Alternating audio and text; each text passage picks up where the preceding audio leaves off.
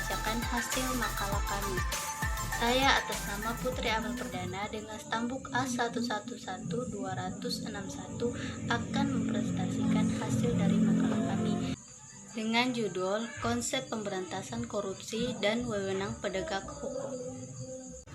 Langsung saja saya akan membacakan pengertian korupsi. Korupsi berasal dari bahasa Latin corruptens, yaitu dari kata kerja corrupere yang bermakna busuk, merusak, menggoyahkan, memutar balik, atau menyogok secara harafiah. Korupsi diartikan sebagai perilaku pejabat publik, baik politikus atau politisi, maupun pegawai negeri yang secara tidak wajar dan tidak legal, memperkaya diri atau memperkaya mereka yang dekat dengannya dengan menyalahgunakan publik yang dipercayakan kepada mereka.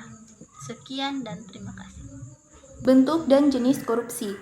Mukhtar Lubis membedakan korupsi dalam 3 jenis. Yang pertama, penyuapan. Penyuapan merupakan tindakan yang dilakukan dengan memberikan uang, barang, atau jasa dengan tujuan agar penerima suap mengubah sikap atas kepentingan pemberi. Contohnya seperti pelaku kriminal yang menyuap aparat agar hukumannya diringankan. Yang kedua, pemerasan. Pemerasan merupakan suatu tindakan yang dilakukan dengan memaksa seseorang memberikan barang atau uangnya dengan ancaman. Dan yang ketiga, pencurian. Pencurian merupakan tindakan yang dilakukan dengan mengambil barang atau uang milik orang lain tanpa izin. Contohnya seperti para penguasa yang mengambil uang milik rakyat. Assalamualaikum warahmatullahi wabarakatuh. Nama saya Nur Fatihah, stambuk A11120072. Akan melanjutkan materi dari kelompok kami, yaitu materi selanjutnya sebab-sebab korupsi. Adapun sebab-sebab korupsi menurut Syed Hussein Alatas antara lain yaitu yang pertama, kelangkaan lingkungan yang subur untuk perilaku anti korupsi. Yang kedua, kemiskinan. Yang ketiga, kurangnya pendidikan. Yang keempat, tiadanya tindak hukum yang tegas. Yang kelima, struktur pemerintah. Yang keenam, perubahan radikal. Yang ketujuh, kurangnya pendidikan agama dan etika. Dan yang terakhir, lingkungan masyarakat yang tidak baik. Itulah pemaparan materi dari saya. Selanjutnya akan dilanjutkan rekan saya. Konsep pemberantasan korupsi ada juga di bagian D, yaitu dampak korupsi. Dampak korupsi ini dibagi menjadi beberapa, yaitu yang pertama ada dampak korupsi di dalam bidang hukum, yaitu sistem hukum tidak lagi berdasarkan pada prinsip-prinsip keadilan hukum. Terus ada juga besarnya peluang eksekutif mencampuri peradilan. Yang kedua, ada juga yang namanya dampak korupsi dalam bidang politik, yaitu terpusatnya kekuasaan pada pejabat negara tertentu seperti pemerintah pusat. Yang kedua, ada juga daerah dan pemerintah daerah sangat bergantung pada pemerintah pusat. Assalamualaikum warahmatullahi wabarakatuh. Perkenalkan, nama saya Hayatun Nufus, stambuk A11120073. Baiklah, saya di sini akan melanjutkan pemaparan materi dari teman saya. Baiklah, saya akan melanjutkan materi bagian C, yaitu dampak korupsi dalam bidang ekonomi. Pertama, pembangunan dan sumber-sumber ekonomi dikuasai orang yang berada di lingkaran kekuasaan. Kedua, munculnya para pengusaha yang mengandalkan kebijakan pemerintah, bukan berdasarkan kemandirian. Ketiga, rapuhnya dasar ekonomi nasional karena pertumbuhan ekonomi bukan didasarkan pada kondisi sebenarnya. Keempat, munculnya para konglomerat yang tidak memiliki basis ekonomi kerakyatan. Kelima, munculnya spekulan ekonomi yang menjatuhkan ekonomi secara keseluruhan. Keenam, hilangnya nilai moralitas dalam berusaha, yakni diterapkannya sistem ekonomi kapitalis yang sangat merugikan pengusaha menengah dan kecil. Ketujuh, terjadinya tindak pencucian uang.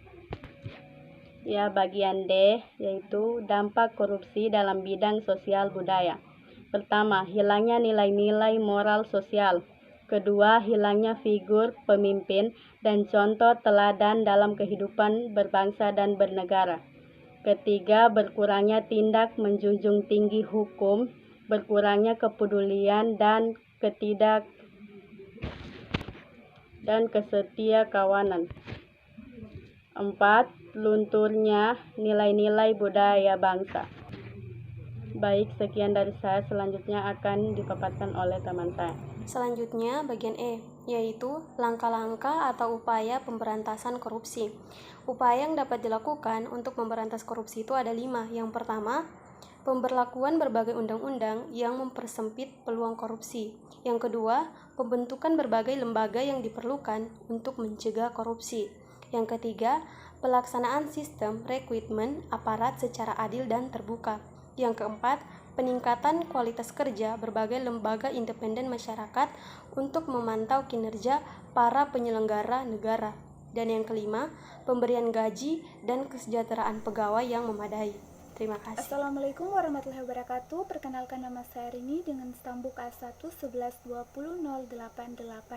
Di sini saya akan melanjutkan materi dari teman saya, yaitu peran serta pemerintah dalam pemberantasan korupsi. Partisipasi dan dukungan dari masyarakat sangat dibutuhkan dalam mengawal upaya-upaya pemerintah melalui KPK dan aparat hukum lainnya. Adapun agenda KPK adalah sebagai berikut. 1. Membangun kultur yang mendukung pemberantasan korupsi. 2. Mendorong pemerintah melakukan informasi publik sektor dengan mewujudkan good governance. 3. Membangun kepercayaan masyarakat. 4. Mewujudkan keberhasilan pemerintahan terhadap pelaku korupsi besar. 5. Memacu aparat hukum lain pemberantasan korupsi. Sekian dari saya, terima kasih. Wassalamualaikum warahmatullahi wabarakatuh. Perkenalkan, nama saya Jeremy Kalemba dengan stambuk A111200102. Baik, saya akan melanjutkan materi dari rekan saya yang berjudul Wewenang Penegak Hukum tentang Tindak Pidana Korupsi. Nah, hasil penelitian menunjukkan bahwa dalam pasal 11 Undang-Undang KPK bahwa kewenangan KPK melakukan penyelidikan, penyidikan, dan penuntutan dibatasi pada tindak pidana korupsi yang melibatkan aparat penegak hukum, penyelenggara negara, dan orang lain yang ada kaitannya dengan tindak pidana korupsi yang dilakukan oleh aparat penegak hukum atau penyelenggara negara, mendapat perhatian yang meresahkan masyarakat karena menyangkut kerugian negara paling sedikit 1 miliar. Baik, sekian yang dapat saya sampaikan. Materi selanjutnya akan dibawakan oleh teman saya. Assalamualaikum warahmatullahi wabarakatuh. Perkenalkan, nama saya Angela Safira, stambuk A111200098, akan melanjutkan pemaparan materi dari teman saya. KPK memiliki kewenangan tambahan, yaitu dapat mengambil alih perkara korupsi walaupun sedang ditangani oleh kepolisian atau kejaksaan yang tertera pada pasal 8 ayat kedua pada Undang-Undang KPK. Akan tetapi pengambilalihan perkara korupsi tersebut harus dengan alasan yang diatur dalam pasal 9 Undang-Undang KPK tersebut. Sedangkan peranan daripada KPK jelas terlihat pada pasal 39 ayat 1, 2, dan 3, yaitu penyelidikan, penyidikan, dan penuntutan tindak pidana korupsi dilakukan berdasarkan hukum secara pidana yang berlaku dan berdasarkan Undang-Undang Nomor 31 Tahun 1999 tentang Pemberantasan Tindak Pidana Korupsi, sebagaimana telah diubah dengan Undang-Undang Nomor 20 Tahun 2001 tentang perubahan atas Undang-Undang Nomor 31 Tahun 1999 tentang Pemberantasan Tindak Pidana Korupsi. Sekian penjelasan dari saya, akan dilanjutkan oleh teman saya. Terima kasih. Assalamualaikum warahmatullahi wabarakatuh. Perkenalkan, nama saya Dini Anggrani Lumako, stambuk A111200095. Pada kesempatan kali ini, saya akan melanjutkan materi dari rekan saya mengenai wewenang penegak hukum tentang tindak pidana korupsi. Kecuali ditentukan lain dalam undang-undang ini, penyidik, penyelidik, dan penuntut umum yang menjadi pegawai pada Komisi Pemberantasan Korupsi diberhentikan sementara dari instansi kepolisian dan kejaksaan selama menjadi pegawai pada Komisi Pemberantasan Korupsi. Penyelidikan, penyidikan, dan penuntutan sebagaimana dimaksud pada ayat yang pertama dilaksanakan berdasarkan perintah dan bertindak untuk dan atas nama Komisi Pemberantasan Korupsi. Dari hasil penelitian tersebut dapat ditarik kesimpulan bahwa wewenang KPK melakukan penyelidikan, penyidikan, dan penuntutan dibatasi pada tindak pidana korupsi yang sudah diatur dalam pasal 11 Undang-Undang KPJK. Peranan dari Komisi Pemberantasan Korupsi dalam penyidikan dan penuntutan tindak pidana korupsi sangatlah besar. Sekian yang dapat saya sampaikan, selanjutnya akan dilanjutkan oleh rekan saya. Wassalamualaikum warahmatullahi wabarakatuh. Terima kasih. Bismillahirrahmanirrahim. Assalamualaikum warahmatullahi wabarakatuh. Perkenalkan, nama saya Nurhayati N dengan nomor stambuk A111200101 dari kelompok 1 akan melanjutkan materi dengan judul Konsep Pemberantasan Korupsi dan Wewenang Penegak Hukum. Adapun wewenang yang dapat ditempuh untuk menindaklanjuti tindak pidana korupsi yaitu 1. Pemberian hukuman secara sosial dalam bentuk isolasi kepada para koruptor. 2.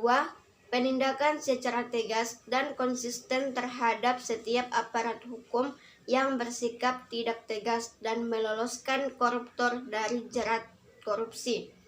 3. Penindakan secara tegas tanpa diskriminasi sesuai dengan peraturan perundang-undangan yang berlaku terhadap para korupsi. Memberikan tekanan langsung kepada pemerintah dan lembaga-lembaga penegak hukum untuk segera memproses secara hukum para pelaku korupsi. Itulah materi lanjutan yang bisa saya paparkan. Lebih dan kurangnya mohon maaf. Wassalamualaikum warahmatullahi wabarakatuh.